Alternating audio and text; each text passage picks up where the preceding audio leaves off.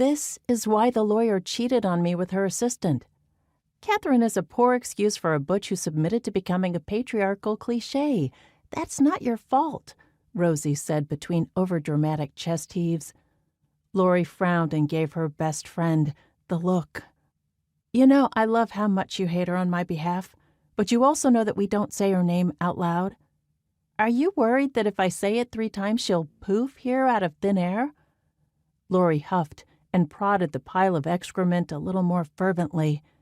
The pungent odor that rose up in response to her agitating it got her thinking that she should bag some up and smear it on the windshield of the lawyer's prize Porsche.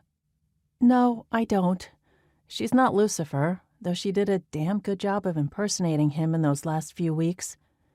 It just helps me keep emotional distance if I just call her the lawyer. You know that, too.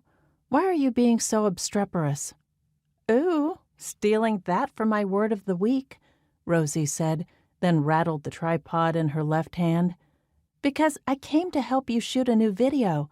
I didn't come here to watch you play with poop. It's gross.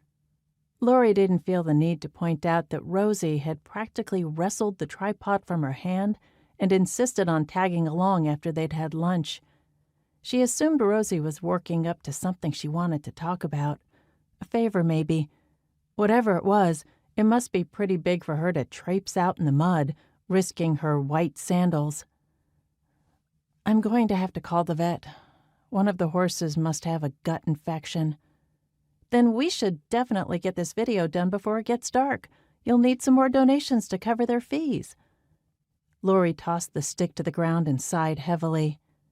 You're right. I usually am. Lori rolled her eyes and pointed toward the kennels. I want to do a video with Max. The fireworks freaked him out, even with the special ear defenders. Rosie started toward the large building. You don't have to ask me twice. I need to get away from this stench before it infiltrates my clothes, and I have no choice but to burn them. Lori shook her head and followed. Maybe you shouldn't always come here in such fancy threads. I can loan you something from my wardrobe.